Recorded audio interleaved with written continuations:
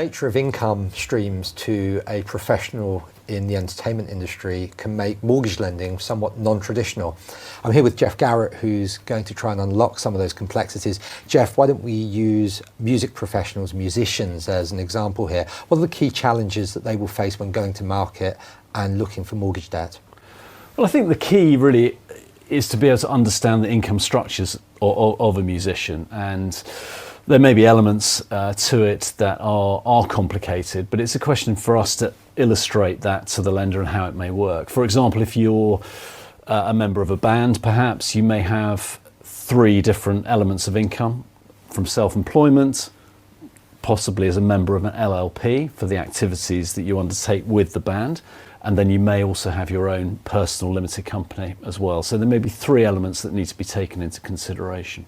And will lenders consider or challenge longevity of income, particularly for new artists who maybe don't have the trading history of more established artists?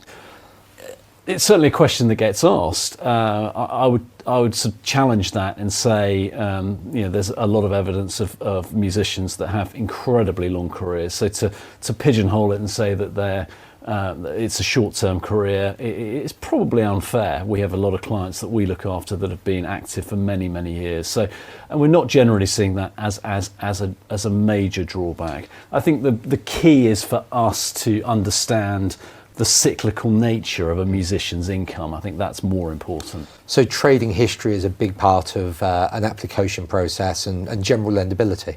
Absolutely. I think with a musician you tend to have cycles where there may be an album that's launched and then there may be a tour, and that will affect how their income fluctuates effectively. With a lot of acts, the touring years are the years where they earn more money than in the other years, and it's very important for us as brokers to get that message across to the lenders, to get them comfortable as to why there have been those fluctuations, rather than just looking at without explanation. The lender may think, well, it's very inconsistent, but there may be a rationale and a reason for that inconsistency, and that's really for us to get that message across. So very much an intellectual process required by a lender to understand an application.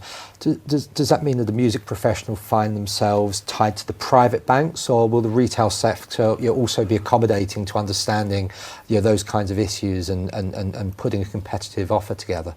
The private banks are very, very active in the music industry, there's no question about that. But that said, as brokers, our objective is to make sure that we get the very best deal for our clients.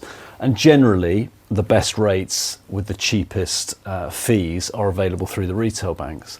And again, in our experience, we've placed many, many musicians with the retail lending banks. And it's really just a question of knowing which banks are strong and good at dealing with that particular profession, but it's also our job to get the message across and make it very, very clear as to why the income has flowed in the way that it has, and our job is to make it as straightforward for the lender to understand the reasons behind that. So some very important reasons to use a broker, if you are in that profession and having to put those kinds of applications together. What do you think is the key benefit that you bring to that process with your clients?